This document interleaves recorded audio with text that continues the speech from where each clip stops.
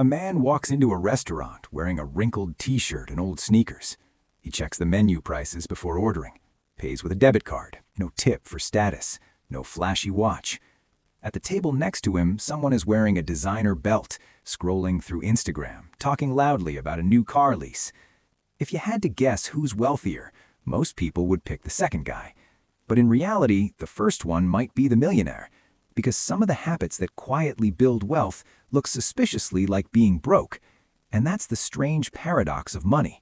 The behaviors that signal status are often the exact opposite of the behaviors that create wealth. Today we're going to walk through 7 money habits that look poor from the outside, but quietly compound into serious wealth over time. And once you see the math behind them, you may never look at rich behavior the same way again. The first habit is simple, almost boring: paying in cash or debit instead of credit. This one looks outdated, even cheap, when everyone around you is flashing reward cards, airline miles, and buy now, pay later apps. Using your own money feels almost primitive. But there's a reason many quietly wealthy people prefer it.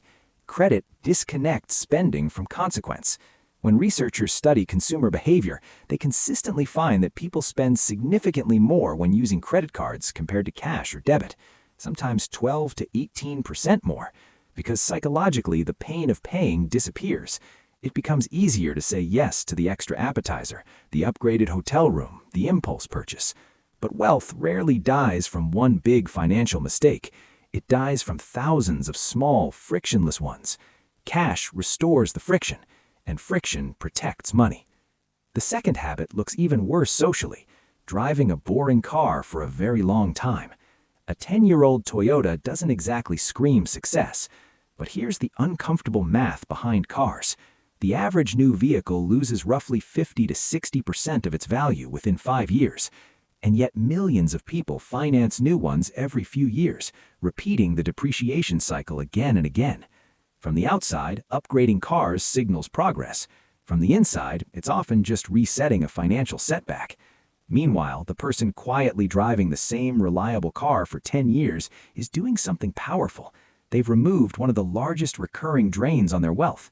Not glamorous, just effective. The third habit often gets mistaken for stinginess: saying no, a lot. No to expensive group trips, no to last-minute events, no to lifestyle upgrades everyone else seems to be making. Socially, this can look like someone struggling financially, but often it's the opposite. Because wealth is rarely built through dramatic decisions, it's built through consistent restraint. Every unnecessary expense avoided becomes capital that can be invested.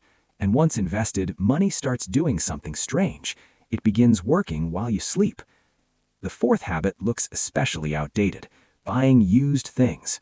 Used furniture, used electronics, sometimes even used cars. In a culture obsessed with new, this behavior can easily be mistaken for financial struggle. But the wealthy often understand a simple rule: the steepest depreciation happens right after purchase. The first owner pays the premium. The second owner gets the discount.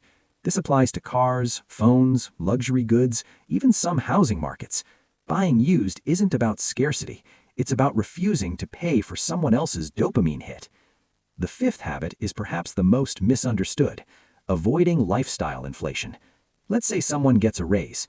Most people instinctively upgrade something: a better apartment, a nicer car, more expensive restaurants. Because income went up, so life should too. But here's the hidden trap: every upgrade becomes a permanent expense, and over time, those expenses quietly consume the entire raise, leaving net wealth unchanged.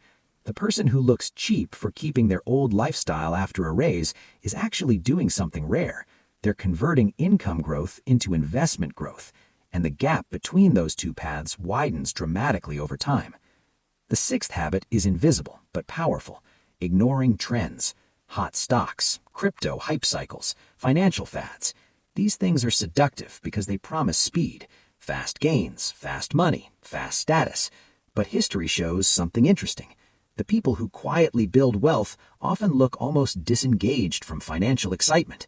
They invest slowly: broad index funds, long time horizons, boring consistency. From the outside, they can look like they're missing opportunities. But over decades, avoiding catastrophic mistakes turns out to be more important than chasing spectacular wins.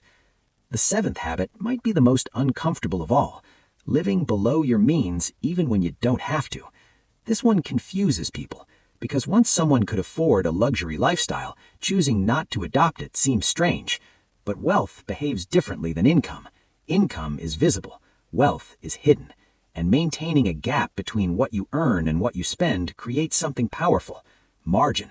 Margin creates security. Margin creates investment capital. Margin creates options, and options are the real currency of wealth. When you step back, something ironic appears. Many behaviors that signal wealth to the outside world, expensive cars, luxury purchases, constant upgrades, are actually designed to display money, not build it.